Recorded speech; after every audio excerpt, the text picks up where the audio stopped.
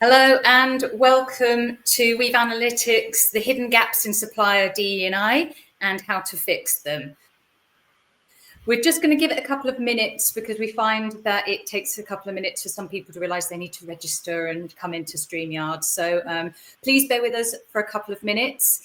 In the meantime, before Jane and I kick off, those of you that are already on the call, if there's something that you've got on your mind in particular about supplier diversity and inclusion, please do pop it in the chat in the comments section, and we'll try and make sure that we cover that off as well. And we'll be using that throughout for questions, which if we can't deal with in the moment, we will do at the end in a Q&A. Welcome as people are joining. Welcome to the hidden gaps in supplier DE&I and how to fix them. We're just going to give people another minute to drip in. But please do share anything that might be on your mind in particular about supplier diversity and inclusion. Please do pop it into the comments section.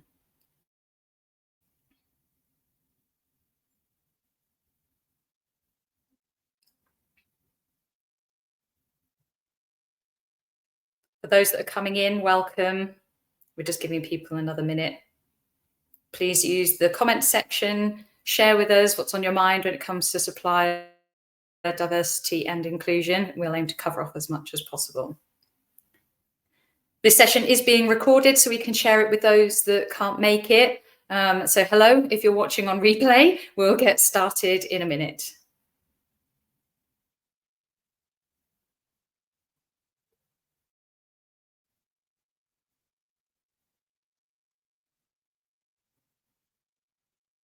So welcome, I think we're going to get started now. Hello everybody, I'm Angharad and this is Jane, and today we're going to talk about the hidden gaps in supplier diversity, equity and inclusion and how to fix them.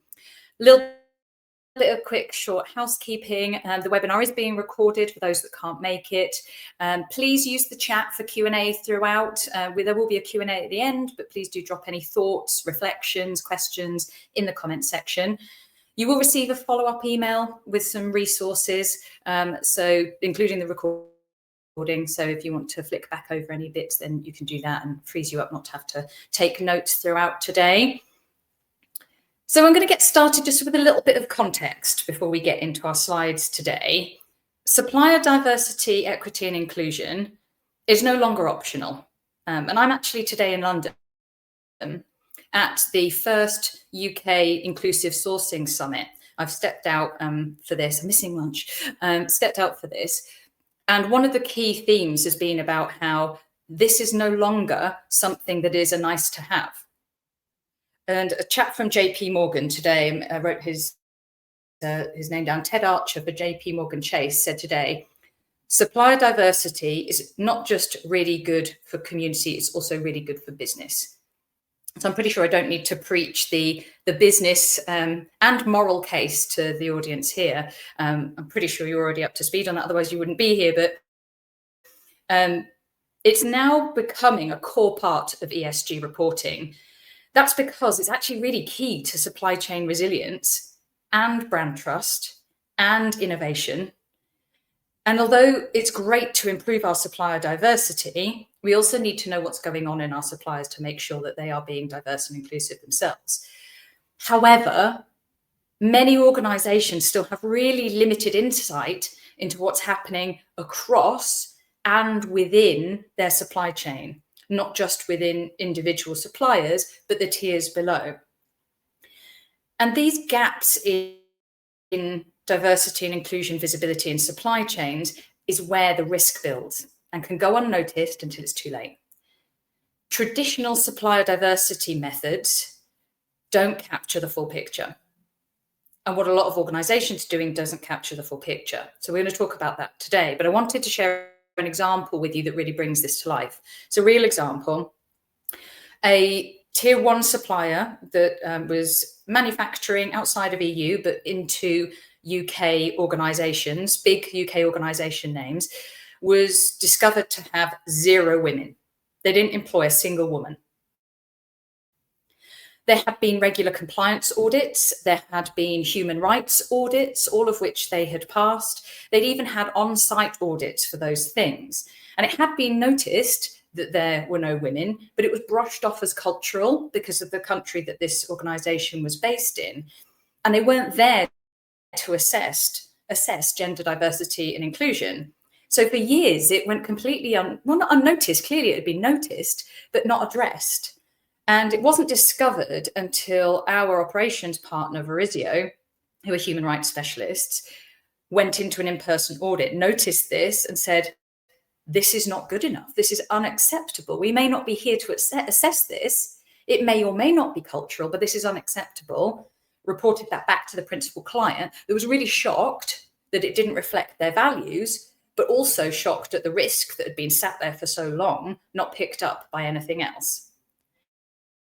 And we always say, it doesn't mean you drop a supplier, right? It says that this supplier needs help to reach the standards that are expected of them, that when they tick that box in the supplier code of conduct saying they don't discriminate, that they know what that means and they notice it and they do something about it.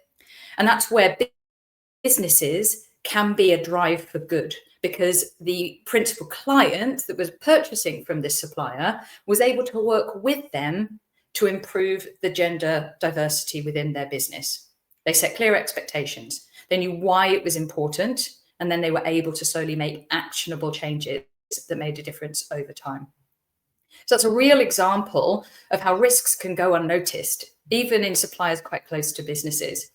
And global supply chains, and now also greater diversity in a supplier base, meaning maybe more SMEs, does actually mean greater risk than ever. Expectations are growing from a societal point of view and from a regulatory and standards point of view. And the risk of doing nothing is increasing. So today, we are going to share with you why Supplier DE&I matters. We've already touched on some of it, but we're going to go into more detail. What doesn't work, what crucially does work, and how to act on it. So I'm going to hand over to my colleague Jane, who's now going to talk about why Supplier DE&I matters right now.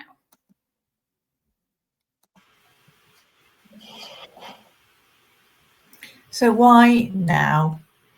As Angharad has implied, requirements are increasing and expectations are increasing, with the standards that had previously been adopted by forward-thinking companies being translated into legislation and the standards themselves tightening. The UK Procurement Act, which came into force in February this year, requires public sector organisations to, among other things, open up their procurement processes to more diverse types of businesses and to include social value when assessing tenders, as well as allowing suppliers who pose unacceptable risks to be excluded. So a good example of this is Transport for London in April this year excluded Accenture's marketing division from bidding for a £50 million creative contract because Accenture had scaled back on its D&I policies, which no longer aligned with Transport for London's own commitments. So standards, ISO 30415, specifically Clause 10, requires organisations to integrate D&I principles into each stage of the procurement process, including requiring suppliers to demonstrate a commitment to fair and respectful treatment of people. Global Reporting Initiative 414 Supplier Social Assessment describes the reporting of social impact in the supply chain, including discrimination. Version 7 of the B Corp standards, which will be effective from September 2026, concentrates on stricter criteria on fair pay, equity, supplier D&I, and action plans. The EU Corporate Sustainability Reporting Directive applies to the whole supply chain, all of those tiers, and how business activities affect the planet and its people. Companies subject to this CSDR have to report according to the European Sustainability Reporting Standards, which means they have to assess the risks and opportunities that arise or may arise from decisions and actions taken. And that includes external factors, so not stuff done by them, including discriminatory actions. And of course, the United Nations Sustainable Development Goals, specifically 5, gender equity, 8, decent work, and 10, reduced inequalities, are cited as baseline expectations by many stakeholders. So in short, the direction of travel is more scrutiny, more transparency, and more accountability. And inaction can in no way be seen as a neutral choice. Thank you, Jane. I think that's really clear explanation of what seemed to be a lot of acronyms and confusing legislation. You really simplified that well there. I think what strikes me from all of that is these standards and the Procurement Act are now starting to look at practices and the way business are doing things, not just looking at things like ownership.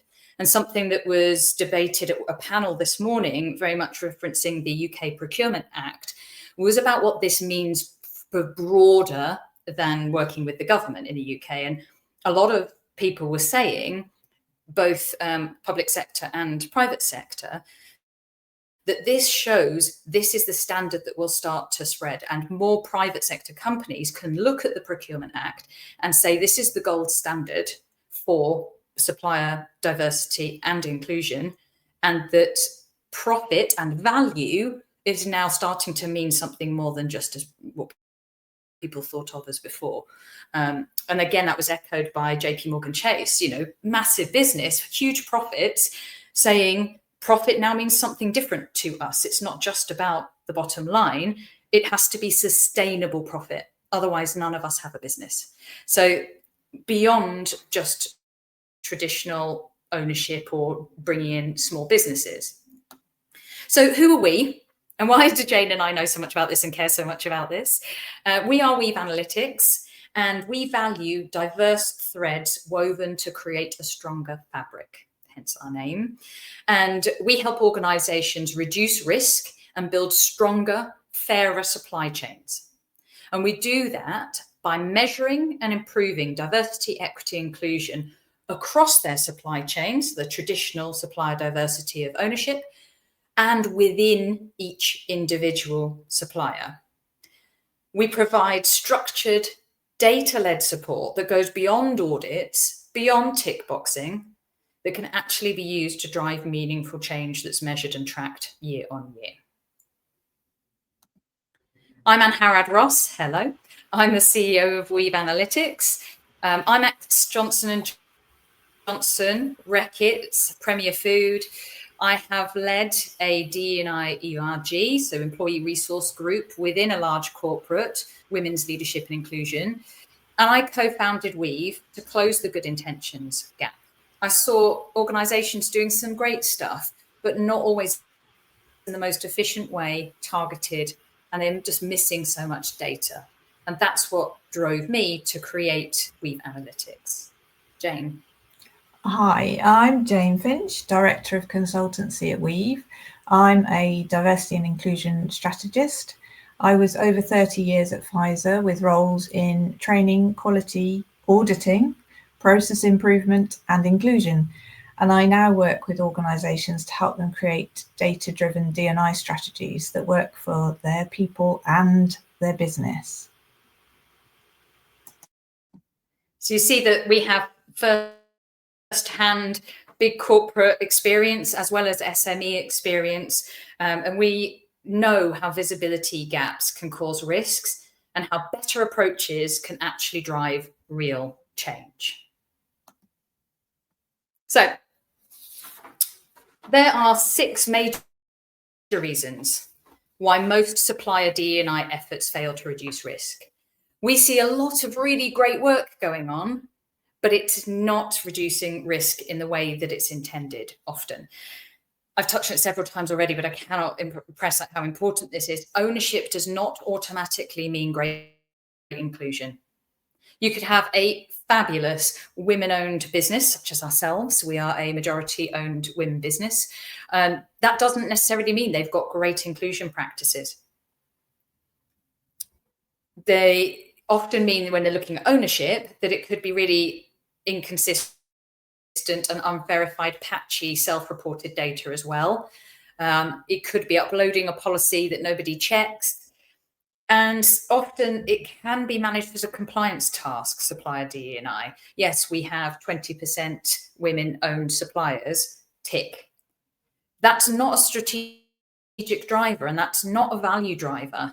And anybody who's on the call that works in procurement will know that procurement is a value driver.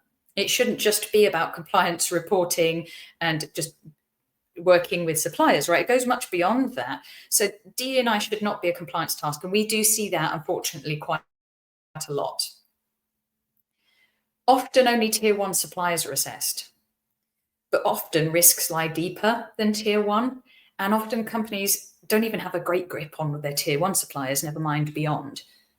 But it's important to get a good grip on that, because brand reputation and risk and innovation relies on the full connected supply chain.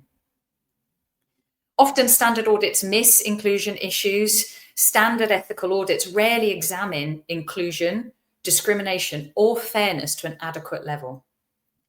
And there's a really high admin burden on procurement teams, mapping supply chains, chasing suppliers, and to an extent expected to be D&I experts, and they're not. And it's not the best use of their time, experience, and expertise. So it often does become something that is on the back burner a bit. So some things that we see that are really well-intentioned, but why they don't actually work to reduce risk and improve innovation and collaboration in supply chains. We see general supplier or sustainable surveys, like sustainability surveys, with basic DEI questions like ownership or do you have policies on X, Y, and Z? And these rarely lack focus on diversity, equity, inclusion. They can be really inconsistent across suppliers, and they rarely explore DE&I data in depth. It can be self-reported data, unverified, really hard to capture, incomplete. So although a great step in the right direction, it's not enough. We see companies saying, but we have a supply code of conduct and our suppliers have ticked the box to say that they adhere to that, which means that they don't discriminate. And although these codes exist and they're great, it's important, they're often unclear. And if you think that you're operating your supply chain across geographical, language barriers, all sorts of differences, the expectations and what words like discrimination mean are not always clear. So the example I mentioned of the factory that didn't hire any women had ticked the compliance code of conduct, that they agreed to that standard. And as far as they were concerned, they weren't discriminating because it was a load of men hiring men. It was that kind of bias that they weren't necessarily conscious of and didn't see it as a challenge. So these codes are good, a great start, very important, but they're often not evaluated for clarity, inclusion, or practical implementation, and there's little follow-up to check if they're followed and understood. We often see people as well saying, well, DE&I is an HR thing, or the employee resource groups thing, we're no experts.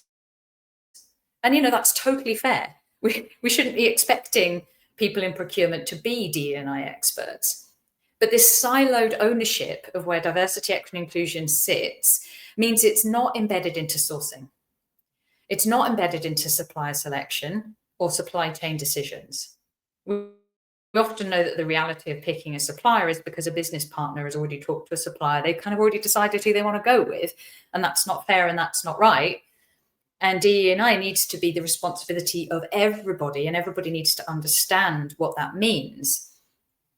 But the problem is, if it's siloed, it then stays disconnected from those commercial levers. And as I said at the beginning, we know diversity and inclusion is good for business. It's good for our communities. It's good for innovation. It's good for resilience. there's little supplier engagement that goes both ways when it comes to diversity, equity and inclusion. And without that two-way communication on what the expectations actually are, what values are they expected to uphold, suppliers don't understand those expectations. They don't see the value of it. And if they don't have support to improve and they're not motivated to improve, nothing happens. We see supplier capability being attempted to be built, but that doesn't start from a place of knowing where the actual need is. These efforts can be a bit generic. They're not targeted at gaps or maturity of experience, and not necessarily targeted at where the real risks are. That can then lead to wasted investment and no measurable improvement. So it's important to maximize our resources when we're coming to working with suppliers and also within our own businesses. And we can't do that without knowing where they are on the journey or what the challenges actually are. So we see such great intentions in this area. It all looks great. It's all really nice. It's all very helpful, but it's not necessarily the absolute best use of everybody's time, energy, and investment. Assume policies or values reduce risk. They know our values.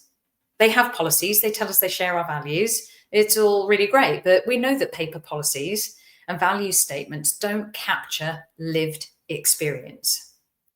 They don't reveal hidden risks. It can lead to false confidence and reputational exposure because we're making assumptions.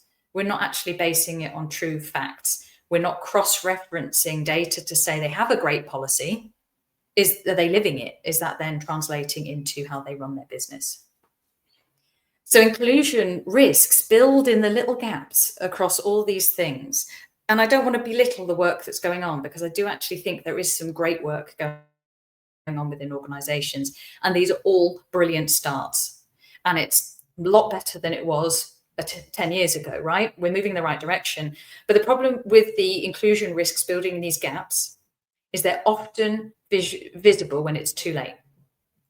And we want to know about these things in our own business so we can make a difference, so that we can benefit from it, but also the moral case, but also so that we know about it and can deal with it before BBC Panorama does, right? So I'm going to hand over to Jane now to share what does work from a supplier DE&I point of view. So what actually works in supplier DE&I? We've got three aspects here. Visibility across the supply chain and within individual suppliers. Data that's consistent from one supplier to the next. And expert support to ensure the data is used to make the improvements required. Next slide. Oh yeah, thank you. So why does visibility matter? Knowing a supplier's ownership can tell you something, but it doesn't tell you enough. Risks and inequalities are often within the structure itself. So what works? Being able to see both breadth and depth, which means across your suppliers to see where the risk and progress patterns are, and within each supplier to see the demographic breakdown and inclusion practices. Analysing workforce diversity at the operational level, so on the factory floor, in the teams, reviewing the grievance mechanisms, the inclusive hiring and progression processes, and the representation, and prioritising the data by what matters to your business and your context, because better visibility drives smarter sourcing and avoids reputational risk.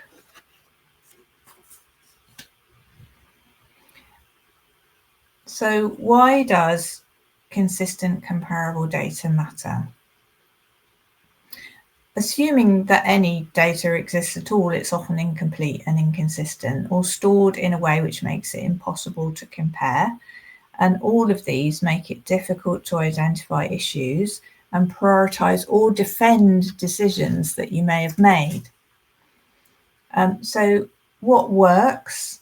Having a shared definition of good across teams, geographies and suppliers. Alignment to recognised frameworks such as ISO 30415 Clause 10 or GR 414 and B Corp version 7. Going beyond ownership to include workforce representation, inclusion and fairness, and structuring data so that it can be used for internal KPIs, ESG reporting, and external audits. Without consistent data, even the best intentioned efforts will stall. And why does support matter? Well, insight without action creates risk. Suppliers may want to improve, but often don't know how or where to begin. And I have seen people use data in the wrong way through, just through not understanding what the data really meant and make a horrible mess of it. So what works? Giving suppliers clear, tailored feedback and guidance, not just a rating or a grade, and focusing on progression rather than perfection. Tools and support to build capability with realistic milestones taking into account the size of the business, and framing improvements as a partnership, building shared values and value rather than policing what's going on. Because the best systems don't merely flag risk, they help you do something about it. Thank you, Jane. So we've got, visibility across and within suppliers, consistent comparable data, and expert support to act on the data. Really helpful context there. And I too have seen people really misinterpret data. So it's really important that you've got some expert eyes on that. So that's where we come in. So we have obviously seen what works and what doesn't work. So we have a 3-step approach to supplier diversity and inclusion that works. The first step is assess. So we actually assess the principal client that hires us, so that you shouldn't ask a supplier to do something you're not willing to do yourself, right? We assess principal clients so that they get some actionable feedback for themselves. And then we assess the supplier DE&I data across ownership, representation, inclusion, across as many suppliers as you want, in as many countries as you want. And we can do that across supply chains globally in 8 weeks. Now you might think, oh, hang on a minute, we don't really even know all of our suppliers, and that's really common, and that's okay. We also can do supply chain mapping before we start getting into assessment. So we can get a really good grip on the supply chain and then what is going on in the supply chain. The next step is align. So we have interactive dashboards that collate all of the data so it can be cut in lots of different ways. You can focus on gender pay gap if you want to and look at each individual supplier or look at the themes there. You can look overall, you can look just at your SMEs, whatever you need in line with your objectives. Also setting benchmarks. So which suppliers are doing better and which ones are not doing so well. Do some gap analysis, align with your specific KPIs and ambitions. And that's where getting a handle on the data can be done for you so that you get those insights back, not just data. That leads me nicely on to act. It's all well and good having data. It's all well and good having insights from data. But as Jane said, if they're not then turned into corrective action plans that have support behind them, nothing happens. So we provide the expertise to develop those action plans, and then based on what the outputs are, can help you put things in place, even see you right through to supporting and actually making those things happen, the execution bit if necessary. Then in a year's time, we reassess, we align, we act. So we say, where has the dial moved? And that can be reported to shareholders and the like in a really transparent way. What have we done that has moved the dial? what maybe hasn't, and we need to change or pivot. And then where are we now? How have we improved year on year? And how do we keep improving year on year? We are not ashamed to say that we will move the goalposts. As society and standard expectations change, and they are doing so rapidly, we will change what good looks like in line with that to make sure that we are always striving for the best. And then that means that things may change. Who's able to keep up and who's not. That can also be identified when you reassess every single year. So what happens when supplier diversity and inclusion is done right is absolutely you lower your risk because you find out where it is and you put actions in place to genuinely reduce it. We know that diversity and inclusion creates greater resilience, greater innovation, greater speed. Doing this in the right way, based on data-led decisions aligned with standard, means you can meet the demands of those standards with confidence. How many companies can say that they're meeting all of those standards confidently and demonstrate that to shareholders, to employees? We know that doing this kind of work for suppliers genuinely drives engagement and alignment as well. Being able to have that two-way conversation improves collaboration, brings up new ideas, enables us to work together to make sure we're all moving in the same direction. Procurement can be seen as a strategic D&I driver. It's not just an HR thing. It's not just an ERG thing. It's an everybody thing. And procurement has a massive role to play in diversity, equity, and inclusion. And it should be a strategic driver because it is a value driver. And when supplier DE&I is done right, there is less admin for procurement. You shouldn't be chasing, you shouldn't be mapping. Allow people to do that for you so that you can focus on the insights, the action, and go and execute to actually make a difference with your suppliers. So if this is something you'd love to talk more about, we could talk about this all day, right? We've been very good condensing this, Jane, I think, and keeping ourselves under control. In fact, I am going to talk about it all day because I'm going back to the UK Inclusive Sourcing Summit in a second. But if you're interested in talking more with us, no obligation, free conversation with us, you can do so, book a call with us. So either get in touch with us or this QR code leads you directly to a book a call page on our website. You can see our availability. If you're interested to see a demo of what a dashboard would look like, how it can be cut in different ways, what we do with the data, I'm happy to show you that and continue the conversation. And for sticking with us thus far, there is a webinar only offer. So if you book a call by the end of September and you mention this session, then your organisation is eligible for an exclusive discount on services with us. We also do tailored versions of things so we can focus on specific kind of white paper topics.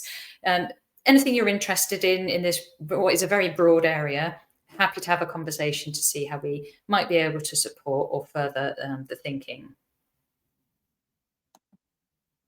We're now going to move on to Q&A. We're very interested to know your thoughts and reflections on what we've shared so far. And just a few questions, really, just to get some thoughts going. We're curious about what your biggest supplier DE&I visibility challenge is, or what part of your supply chain you think needs more support. Or what internal blockers do you see preventing action in this area? So just a few thoughts from us on things that we find particularly interesting, but happy to answer any question. Please use the comments section to share your thoughts, reflections, or questions with us. Happy to take any. And it might be that we've answered all their questions, Jane. It might be. So I've been having a lot of interesting conversations today, of course, lots of passionate people at the UK Inclusive Sourcing Summit. And some of the problems that they've been raising actually about supplier DE&I visibility challenges is that particularly as they're bringing on board more SMEs, which is a real KPI for a lot of companies at the moment, that's actually increasing their risk because they're finding smaller businesses may not do business in the same way, that their suppliers might be their mate, or it could be family, and things maybe are not done in the same way with maybe the same due diligence. and that's just how they were from the start, and they've not adapted yet. Yeah, I get that as well when I talk to people. Yeah, smaller businesses, it's helping them to understand that is a risk. Yeah. And it's a risk if they're looking for investment, right, as well, or if they're looking for companies to use them and be successful in tenders. I mean, we've already said about the government's approach, but even big businesses, if they're not looking at it from a social value point of view, will see risk in that, definitely. And I think the visibility is much more difficult as well, because a lot of small companies don't have the sophistication of the system that a bigger company might have. So though it's fantastic that many companies now are bringing on board more SMEs and hopefully diverse businesses through that as well, it does place a bigger sort of, I suppose, burden of visibility and data and understanding. And I suppose that's a really big area that we can help with. Spoke to somebody today who works in mergers and acquisitions, and said, the smaller companies that we sort of absorb or invest part or buy part of, it's massive risk for us because it puts our reputation on the line. We have to be all over it, but it's super difficult. We're a big company. We actually buy into a lot of companies all the time in the background. Super hard to keep on top of that. So we're having a follow-up conversation, of course. And I think that is actually quite a common challenge when it comes to visibility challenges. And then another one I've heard quite a lot is when we onboard suppliers, we get information from them now, but we haven't got that information for legacy suppliers. And also, we don't know how it changes over time. Standards are changing. Are they keeping up with the standards? So we have this really patchy, incomplete data that we've been trying to fill by using preferred supplier lists and using that as an opportunity to get more data out of suppliers as a condition for them to go on the preferred supplier list. But we haven't got it across our whole supply chain. And so that does make us concerned. What don't we know? What's lurking somewhere? That's another big visibility challenge we hear quite a lot. And then it's kind of impossible on top of the day job to do what we do. I mean, we work with Verisio, who are experts in human rights audit. Because they have the network processes, the technology to be able to do this on a large scale and a global scale. It is hard to do, and it does require a lot of chasing, but we do that for you. So we can really take away that admin burden and that sort of fear, I suppose, from a visibility point of view. And in terms of what part of the supply chain needs more support, we've talked there about SMEs. Definitely they're going to need more support as they don't have the same resources or awareness. And another one we see where a lot of support is needed is suppliers that are maybe outside of Europe, where the standards are maybe not the same. There's much less clarity on what bias and discrimination is and what is expected of them. And then another major area where we see supply chains need more support is beyond tier 1 or tier 0, whatever your company will want to call it. But the deeper into your supply chain you go, the more you will find. But it can still be traced back to you. So it's important to go beyond just that surface level. I think particularly a lot of big corporates, if I think back to my time at, say, Johnson & Johnson, whatever, is probably their closest suppliers are actually quite far down the line on DE&I. It's the next level where the risk is lurking. Oh, we've got a question come in here. Biggest supplier DE&I visibility challenge has been the use of manual processes. Absolutely. But with electronic procurement data on the suppliers will be readily available, and procuring entities will be able to access this information more on DE&I.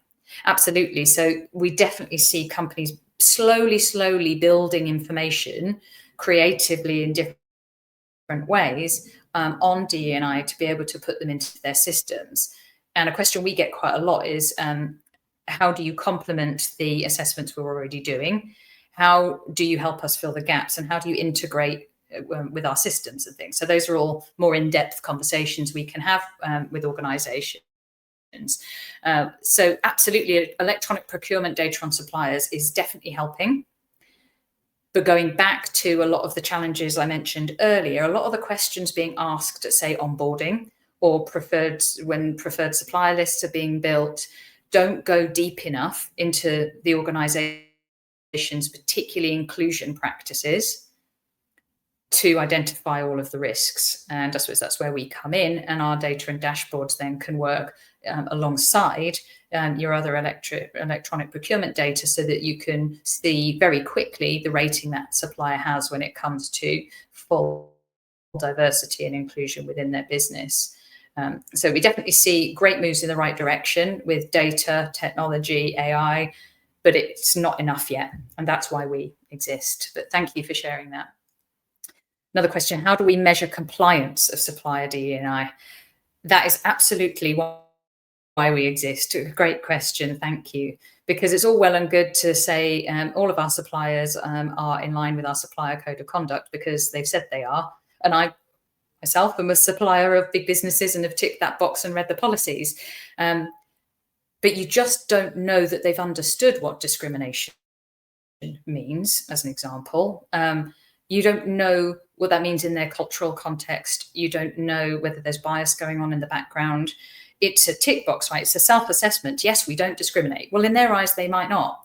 And that's why it's important to have really clear definition of what the expectations are and what good looks like, from the standards that we've mentioned today, but also your own company's values and KPIs.